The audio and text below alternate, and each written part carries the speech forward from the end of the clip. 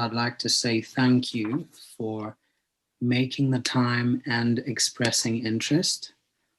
I think this is going to go a long way for a lot of people as far as development is concerned. So if we may, I would like to get right into it. So the first question, Andrew, Professor Andrew Boyarsky, is what is your current occupation? I'm a business consultant that focuses on business continuity, emergency management, and disaster recovery. And I focus on the needs of small and medium-sized businesses, nonprofit organizations, service-based organizations, as well as governmental agencies. Great, great. So the second question is, how does your expertise contribute to the economies of cities? If we delve into what makes up the economies of cities, and since I live close to New York City, I think that's a really good example. And I know that, there are, let's say, a number of cities like that throughout the world: Paris, London, Berlin, Tokyo, Mexico City, and so forth. These are what we might call megalopolises, right? And they not just incorporate the city itself in those immediate areas, but all of the suburbs and the environs. And we're talking about populations of tens of millions of people. And when we look at those economies, they, as New York City, there's a financial industry, there's a media industry, there's an arts and entertainment industry, there's a heavy transportation infrastructure. We have one of the largest ports here in the United States for goods that come into the Northeast. There is an educational infrastructure, higher education. We look at that as an industry as well. And so, those are just a number of different industries. There's pharmaceutical industries and so forth that are around these areas or in these clusters. Some of them have headquarters in the city, some of them have headquarters outside. And each of those industries have interconnections between one another, extremely complex, right? And they have global implications. So when we talk about, as an example, the Pfizer vaccine, well, Pfizer is headquartered right here in the New York City area. And they have manufacturing facilities clearly in different parts of the world. When it comes to what I do for companies like that, I don't work necessarily with, let's say, Fortune 500 or Fortune 1000 companies. I work with the companies that are providing, in some cases, the goods and services to those companies, second or third tier suppliers, where these are things that companies may not think about if they are providing critical products or services out to the marketplace. It becomes critical if in their supply chain, critical part or service is not there. We witnessed in the past couple of weeks, SolarWind hack that has impacted a number of different companies, the federal government clearly, but it's also impacted a lot of healthcare providers. So there's different reverberations that these things happen. Now, those are the types of things, those disruptions, those are the things those are the services that I come in to provide, which is to increase the level of resilience for organizations to provide those goods and services. Now, what do we mean when we talk about resilience? We talk about the ability to respond to a disruption and to come back to a minimal level of ability to provide those services or goods at an acceptable level to their clients, and so that the company can sustain itself and get to a point where it can recover adequately to get back to close to 100% of where it was before in short order, without impacting the overall system. Now, we have a lot of cases clearly of examples of those disruptions, and I think that fairly describes where it is the expertise that I provide helps to contribute to the economies of cities. And the services are not just, as I mentioned, for for-profit companies, but also for nonprofit service organizations. They might be healthcare institutions, it might be universities and colleges that provide their services for students, and also have grant-funded projects where they're doing critical research and things like that. All those things are really vital to the health and welfare of cities. 100%. Thank you very much. And I like, the fact that you outline that these big cities, the mega cities, they're actually connected to the whole world. So when they sneeze, it's a bit of a problem for a lot of people. Um, so, in your opinion, what is the role of a city in society and the economy? People come together in a city uh, to gain the benefits that they don't get of being, let's say, somewhere out in a suburban environment or in a rural environment. Just by sheer nature of being close to people, you can concentrate people in a way in buildings and offices where they can share ideas and be able to network and connect with people and to quickly have meetings to be able to move things along. In the conversations I've had with a number of different colleagues and clients over the past 10 months since the start of the pandemic, it's highlighted for many of them, and for me as well, the level of connection that you have in just being face to face with people. I know that's And very easy to. and if I may, please, Andrew, would you really get into the pandemic? Because I noticed that I didn't have a specific question for that. So just as you answer this, it would be great to have your thoughts on COVID and how you help with such problems. Sure. Well, so I'm glad you pointed out the issue of the pandemic because, as I was saying, if we go back 10 months into the start of this, in the conversations I've had with my colleagues and with clients, the impacts of not being able to be face to face with individuals and to be in a team, you're losing that level of communication and teamwork, which is really critical to creating value. Certainly, a lot of that can, or some of that, not all of it, but some of it can be replicated in Zoom meetings and other virtual platforms, things of that nature.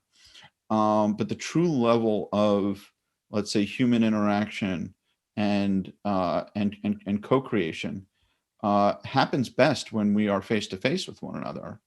That's That true. sharing and that level of depth and that level of understanding, the ability to see somebody's reaction, that sense of, I mean, it's not that strong sense of touch, but we shake hands. You're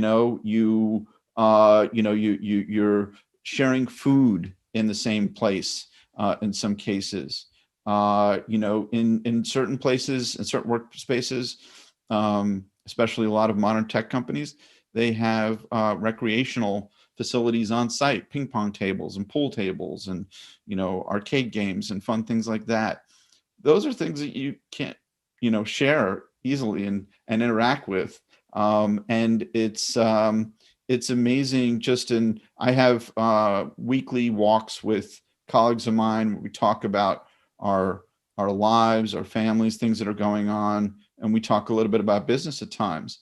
And I really cherish and value that. And I think that that's something that cities and being in that environment. And look, there's as everyone likes to say in around the New York area, there's oftentimes a love-hate relationship that you can have with the city, or the city of New York, I should say specifically. At times it's dirty, it smells, especially during the summertime.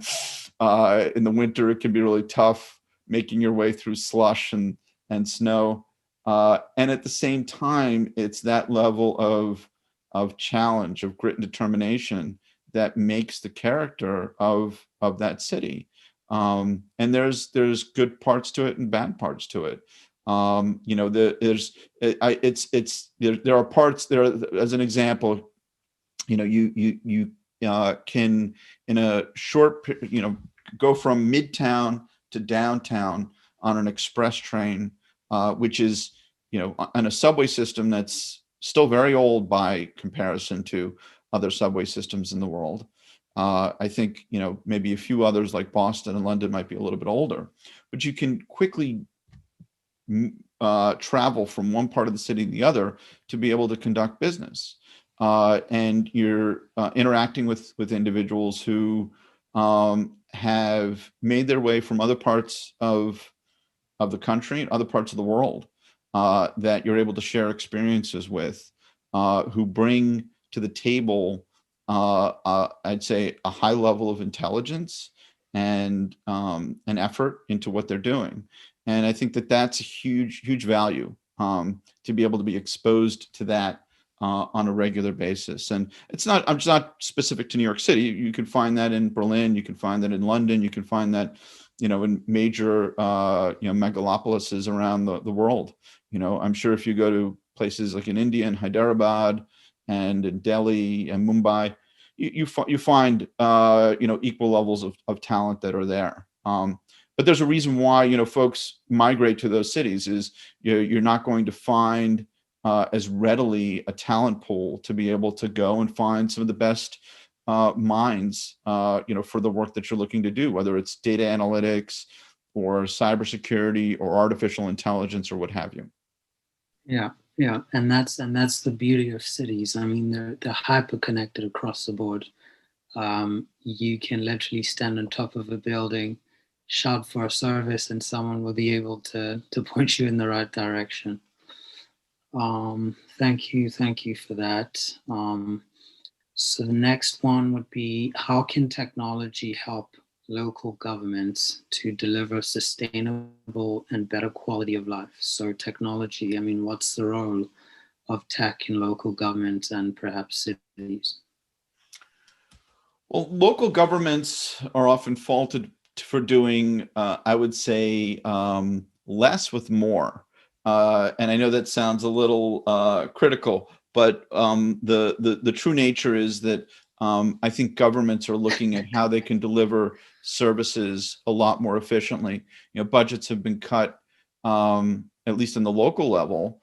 They're looking, and it happens slowly, but it happens surely because we oftentimes you see your taxes go up, and that's, in this day and age, the question of course is, why are we doing these things when, as an example, the need for firefighting services with more modern day homes and buildings with sensors and fire safety designs built into the infrastructure, into the structure of the building. Why do we need so many firefighters? And I'm not to advocate for cutting fire services as an example, but how do we make these things more efficient over time?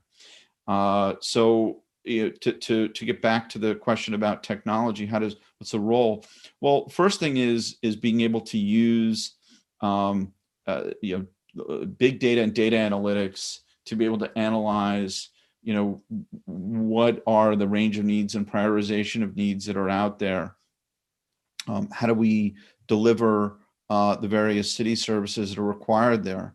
When it comes to public transportation and analyzing, the current state, and how do we adapt to make it improved? Certain cities have decided that they're going to cut down on downtown congestion. They're going to create more, pedestrian zones and things like that. All of that happens after you've done a traffic analysis and have a good understanding of how to look at simulating the situation, and what those ramifications are for revenue and costs to the city, to make it more livable. As an example, again, going off of what's happened here in New York City, they've changed the flow of traffic around the Times Square area. And that's based on examples that they've seen in other parts of the world, in Barcelona, in London, and other places, other big cities. And so we're learning from that. And, so we use that. The other part of it is when it comes to providing, metropolitan transportation services, public transportation, improving the flow of those things. And so that's being applied in many cases, and improving that. So back end systems, they're oftentimes using legacy systems, and there are opportunities to upgrade there for greater improvements. The city of New York has an open data project where they provide open data to the city, to researchers and to different vendors to take a look at, to analyze things and to provide some expertise into ways in which the building, the infrastructure of the city can be improved overall. When it comes to levels of sustainability, all of the programs that are managed, whether it's different types of single stream recycling or any type of improvements when it comes to food waste and things like that. Those are all projects that have to have some system to support that. So, that's where technology plays a huge role. You can't manage the paperwork, you can't manage the logistics without having those types of systems. For one, though, like as an example, the city bike share system that was put into place here in New York City, again, based on a lot of examples in other parts of the world, has an incredible system that you can on your phone quickly find the bike that you want to have access to. You can pay for it using that same app, grab the bike, be able to go and find a place to return it. That's the type of technology that works in the background that improves the quality of our lives. I realize that, again, going back to COVID, it's a lot of these things have been disrupted, but that's, I think, a good example of, how it can improve things. I agree with you 100%. And what are the biggest challenges in city emergency management in your experience? I think one of the primary challenges for large city emergency managers is getting the attention of political leaders to pay attention to the thorny and problematic risks that they're facing.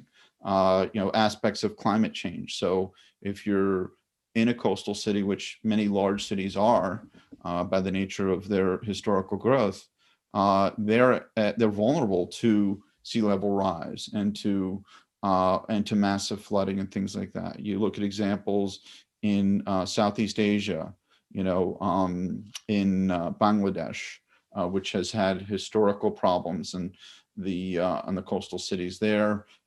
You're experiencing it here along the east coast of the United States.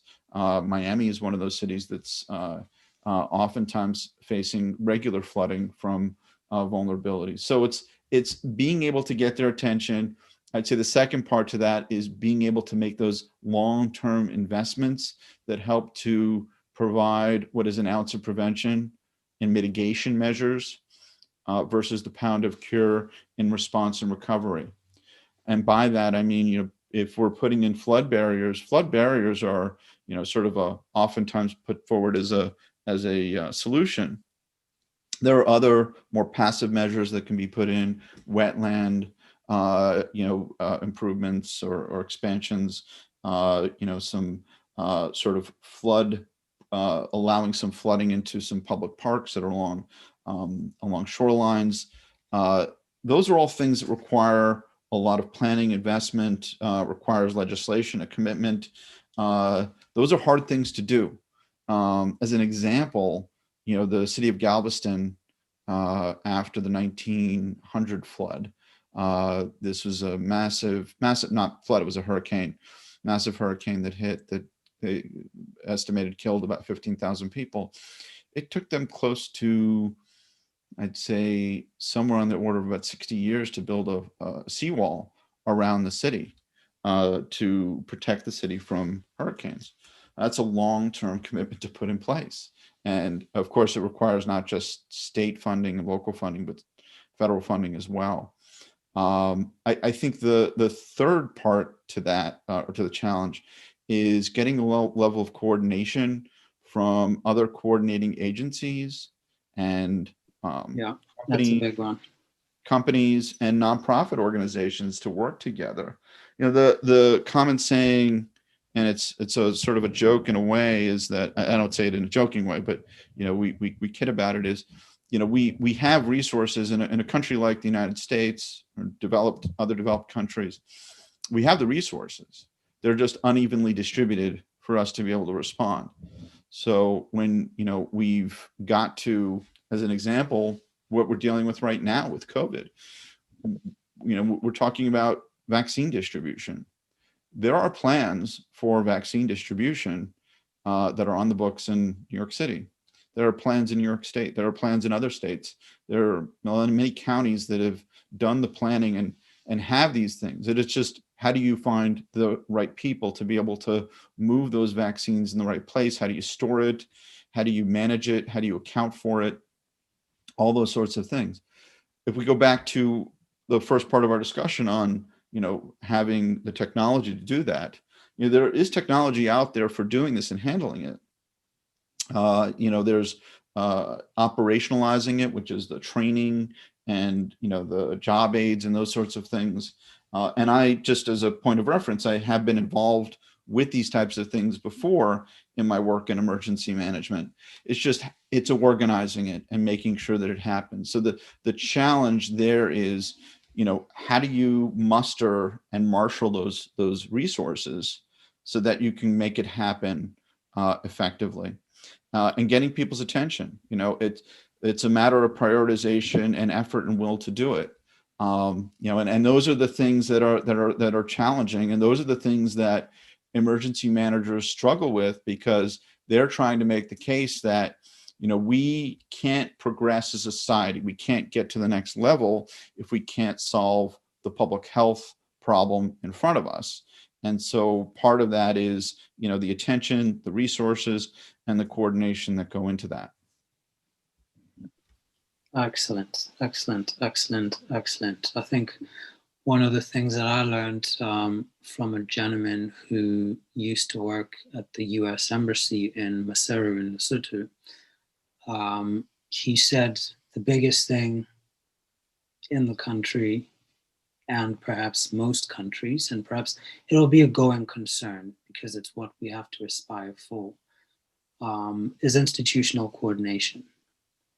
I think we have this gift and a curse of democracy. We don't want people in power for too long, but at the same time, they may feel that they don't have enough time to do things, and so they don't take the time to sit down with many different institutions in order to find efficient and much more harmonious ways of doing things. But certainly, institutional coordination is just so big, because it goes a long way. I mean, it's got so many multipliers.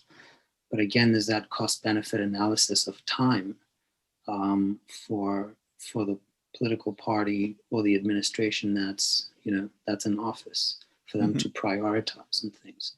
Okay, because they've also made so many promises, right? So they might have a bit of anxiety. Now, next question is, how can city councils morph and reorganize cities to disaster-proof cities? I'd just like to get into this before you address this, Andrew. But just for people who will be listening to this podcast, the concept of city morphology is just basically how cities grow, okay? And simple things. I mean, when you're in a big city, say, for example, five-star hotel or an investment bank, sometimes you just don't want people doing, I don't know, maybe doing card tricks in front of an investment bank. You don't want, people driving badly. You need good traffic control in such areas. And, very often people in society don't understand that there's certain things you cannot do in certain areas. And when government enforces, the law, it kind of seems like, they're being too harsh sometimes. And this is just a general thing, because when you allow certain things to happen in certain parts of cities, you chase certain people away, because then it becomes some type of security risk, right? Mhm. Some people have to go in and out, and so if you have a higher security risk, then it means certain people don't do business there. High value add people. And so, real estate prices go down, and that is just a spiral, a downward spiral. Now, in your capacity in the work that you do, um, what type of things, what type of elements do you think are critical for the right type of morphology of a city, the growth of a city, and how can local governments and city councils sort of um, prioritize on those, and also, or in a case where things are going south, how would you suggest they reorganize when it's morphing into, an undesirable type of city? But how do they organize in a way that's still sustainable? Mhm. Thank you. Yeah. Sure. This is a really great question, because I'd like to talk about other cities other than New York, because I have some experience having worked in some other cities, and cities which I think there are some good examples, and there are some examples of areas where things can be improved. And and it'll, when I provide the first example, they'll be, well, of course, that makes sense because that's the way that country operates. But Switzerland is a type of country which in cities, and they don't have a lot of big cities, big megalopolises like, or megalopoli, I guess is the proper term, like you find perhaps in Southeast Asia or in other parts of Europe. I think Zurich is maybe a city that's probably easy under 500,000 people, at least in the immediate environs. And it's a very livable city. And if you look at lists of quality of life, it's up there. Why is that? Well, they have very strict controls over development and what is allowed to be zoned for new housing and for office buildings. And I've worked in Switzerland for a couple of years. Beautiful country, but very, very tight controls and very careful long-term thinking when it comes to quality of life, transportation, health, all of those sorts of things. Not a country without its faults. It does certainly have its faults. However, that's the type of thing that, as an example, we want to head towards. And I'll put, some of the other issues that they have aside. In a country like Turkey, and I've been in Istanbul a number of times, there are these, for lack of a better term, somewhat like shanty towns on the outskirts of town. Sort of makeshift housing that's out there.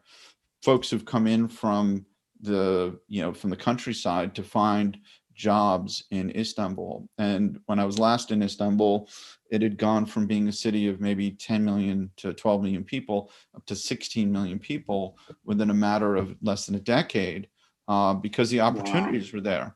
Yeah, and it's an astounding amount of growth. And if you fly in to Ataturk Airport, which is the airport you come in to, and it's a long drive into the city itself, in the city downtown, and you go through miles and miles of those types of outskirts and the dwellings that I described, and it's astounding. And so the question, of course, is what can city councils, local governments do to reorganize cities, especially when it comes to disaster proofing, because you're thinking about the types of risks, seismic risks associated with housing of that type. Just witness poor quality housing and the ramifications of earthquakes, and you can see tens of thousands, hundreds of thousands of people who die in a major earthquake because of the quality of housing structure. So part of it goes into looking at how you can design the growth appropriately through stricter controls. And it's not a matter of going in and just knocking down those dwellings, but providing well-constructed and healthy alternatives. I'm not talking about providing, high-rise project-based housing for people to dwell in, like they have in parts of Great Britain. These sort of very sort of dark and drab type of living accommodations. We have that here in the United States as well. What we've learned is it's not a healthy way to house people. You want low-rise housing, where people can establish senses of community. So I think there's a number of different factors. One is ensuring that it's well built and resilient to natural hazards, making sure that it's organized well, that you can establish communities in doing that. So I lived in the city of Baltimore when I was in college and just after I finished college, and I saw how they changed the public housing model for that city to make it much more humane and much more community based. And those are the things that you need to think about. And there's various aspects to looking at. There's of course the sort of primary natural hazards, depending upon what part of the world that you're in. The vulnerabilities to fire, wildfires, or even urban fires, flooding, or basically major storms, high winds included with that, and overall, let's say, cyber resilience and infrastructure. And that's you can see that in major transportation interruptions, the risks of cyber attacks and things like that. Those are all things that need to be baked into into the design and into the development at every stage. And that helps folks like myself. So when we have to, if I have to, as an example, travel into the city for my work, I depend on the local transportation system. If the local transportation system is out of order or incapacitated, then that impacts me, and it impacts the work that we need to be able to do. We're seeing that in its impacts on the as far as COVID is concerned. The ridership that we see with local transportation has gone down. The problems that we had once experienced with delays and things like that have sort of been hidden from view because the ridership has gone down. So I'm sure we'll come back to those issues when they present themselves. But it's all, again, it gets back to that whole idea of prioritization and how do you manage that? How much do you invest beforehand, and how much do you sort of put into your investments, and making sure that you're able to, if you do have to respond, that money is invested appropriately as well. Great. So, I like when you talk about proofing for natural disasters, because that affects the financial system greatly. If you don't proof for natural disasters, then you're not going to have demand for real estate, because your insurance costs will be too high. When someone like a Lloyd's or Zurich Insurance does a risk assessment of a city, they will definitely price the risk quite high, and so that'll be a deterrent right through the whole financial system to real estate and eventually into retail, and you won't have mass employment. That's a solid one. And then next point is, what critical data will smart cities and IoT produce to make your work easy? I mean, when you've been out in the field, what type of interesting data sets do you wish you would have about a city, and perhaps not the exact data sets, but data sets that could lead to insights into what would make your job a bit more exciting and a lot easier to do? Well, let me talk about some of the data sets that are available, which are extremely helpful, especially as it concerns working with my clients, which is usually the first potential natural hazard-based risk that I look at is what we technically call hydrometeorological events or phenomena, which is a nice and fancy term for massive storms or heavy storms, either hurricanes or nor'easters, at least here in the northeastern part of the United States. They may be massive snowstorms.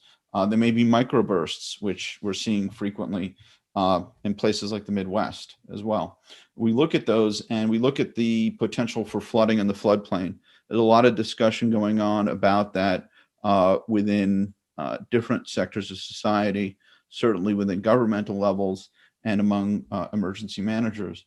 What's nice about most cities and certainly our national system, our what we call the National Flood Insurance Program, and it's operated by the Federal Emergency Management Agency, or FEMA, is that those flood maps are available. Now, a lot of questions around the accuracy of those flood maps, especially as the built environment is changing here and there, and the nature of those types of storms, frequency and intensity has changed. So there's a lot to play in there. That being said, I can go and look at what are the potential risks to better understand the type of risk, probability, and impact of that, and what that means for let's say a large real estate holding company and its real estate properties throughout the United States. The data that I would like to have, and it's a little bit harder to obtain, is things around, let's say, risk of fire, of urban fires, or in some cases, wildfires. That data is much harder to predict. What is that frequency? What is the vulnerability? What is the age of the infrastructure around a certain building? How well maintained are the fire suppression systems in adjacent buildings? So as an example, if I have a client who has a residential building on a certain block, it's surrounded by other buildings, adjacent to it, right? If you go into New York City, a building doesn't sit on its own nice and neatly. It's often, it's wedged between two other buildings and probably has one behind it as well. And if you have a major fire, which honestly, we have very rarely large conflagrations in the city these days because of the fire safety efforts that are put in place and mitigation measures. But my point is, it's good to have that kind of data to understand the level of risk, again, the probability impact of that, to understand, what they need to do, how they need to be able to respond. There's the basics, of course, but it's better to understand, in terms of the prioritization level of those sorts of things. And then there's other aspects of looking at what are the, and the data is, again, harder to get a hold of and wrap your head around, is other potential risks, risks from the infrastructure that organization is dependent upon, electricity, data, or telecommunications systems and things like that. What is the frequency and downtime of those sorts of systems? It's not necessarily information that a government would have, right?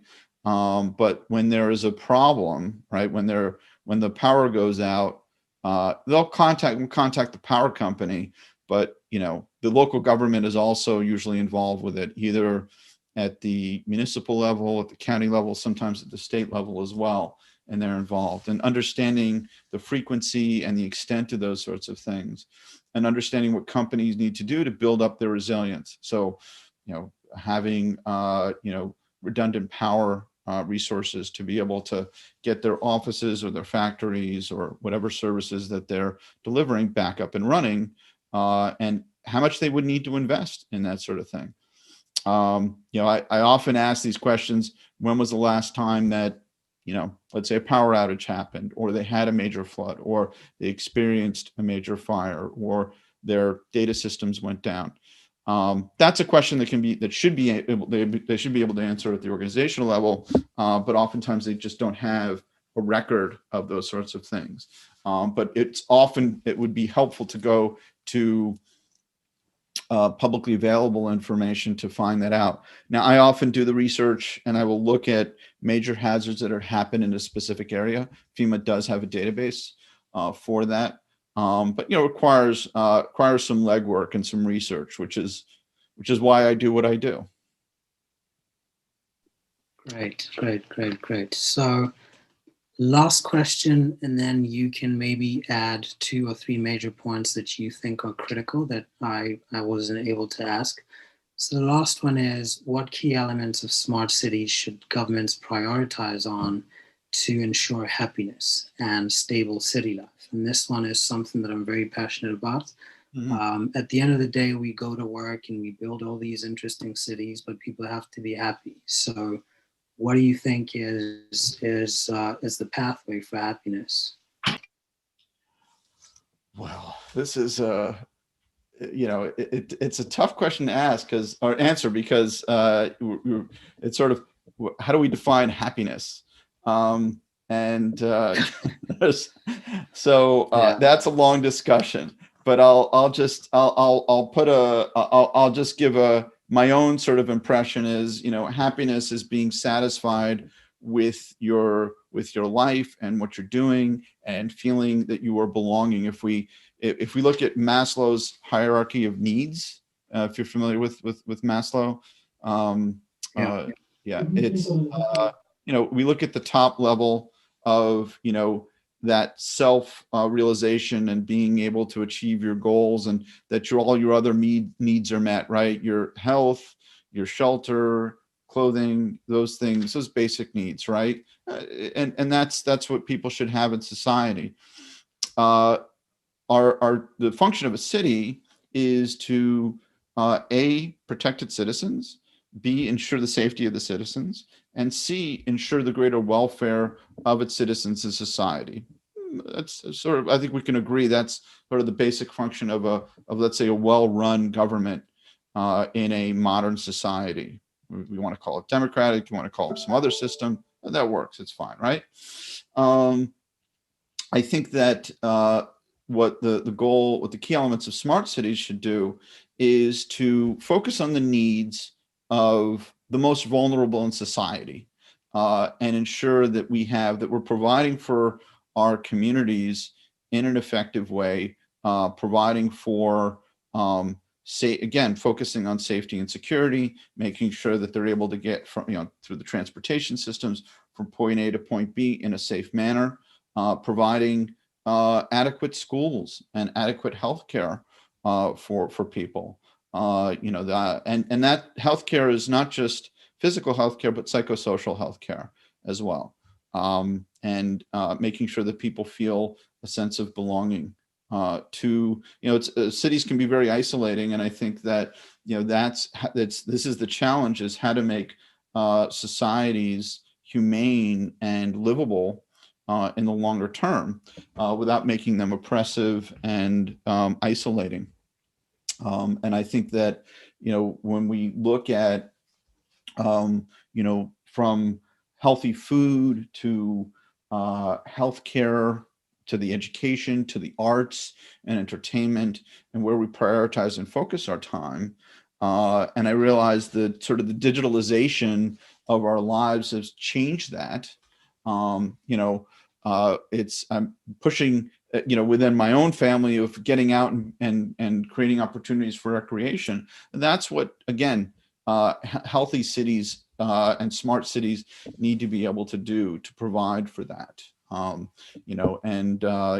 of that is it's a sense of safety and well-being that people have. And what we've seen, unfortunately, a lot of here in the US, especially in very densely populated cities like New York City, is that there's been a very large migration of people who have the means to move out of the city because they're not able to have that quality of life that they believe that they want to have. Now, some of that some people have moved back in. Those who have less means are not able to do that. So it's a little bit more of a struggle. But, our planning should be based upon, how do we raise up those who are at, let's say, who are less well off and more vulnerable, to make them less vulnerable, so that we as a society as a whole can feel better about how we take care of that part of the population. And that's true of children, the elderly, any people with disabilities, people who may feel marginalized from the mainstream. 100%. So is there any additional sort of points that you'd like to touch on? I just one last point, and that is the way I like to look at resilience and recovery and managing before an emergency is, putting in that ounce of preparation or prevention. And that means starting from an individual basis. If something happens, how do I respond? What do I do? And it might be something, as simple, and there's many resources that individuals have access to online. Within the United States, we have ready.gov, but anyone from any part of the world who can gain access to it. I believe it's in English and in Spanish, and it may be in other languages available to individuals. It's put up by our Federal Emergency Management Agency. Those sorts of things, spending that time to prepare individually, to prepare at the household level or at the family level, whatever that makeup of that family might be. And then, thinking about the broader community. How do we respond as a neighborhood? How do we respond if I'm living in a building with other people? If something happens, who do I reach out to? How do I ensure that my neighbor who is elderly and maybe living alone, that he or she needs, if they need help, that we're able to reach out to them and provide that. If there's a major snowstorm, or if there is a flood, or the power goes out, if they need critical medicines and things like that. How do we respond as a community if we need to, if the roads are blocked and we need to clear them? Are there Department of Public Works to be able to do that? Or is this going to be a community effort that we're going to have to get out and do? So, start from yourself, make sure you're taken care of, make sure your household is taken care of, that you're able to respond, and then you can broaden that as you go out. And that's the way I think as a society, as a community, that you're able to bounce back and get back when things do impact, when there is a disaster, when there is a major natural hazard that happens. Fantastic. Well, from my end, I mean, this has been a great experience. Not just the privilege of having you here, but for me to learn as well. And I think it's going to go a long way, not just for me, but hopefully for everyone that listens in. So thank you very much, and I'll keep you in touch. I'll keep in touch with you, and let you know when this premieres. And I'll do my best to spread the word and share all this good information. Thank you very much for your time, Professor Andrew Boyarsky. It was great talking to you, Tieho. I appreciate it. Look forward to speaking to you sometime soon. All right. Keep well. Stay safe. Bye-bye. You too. Bye-bye.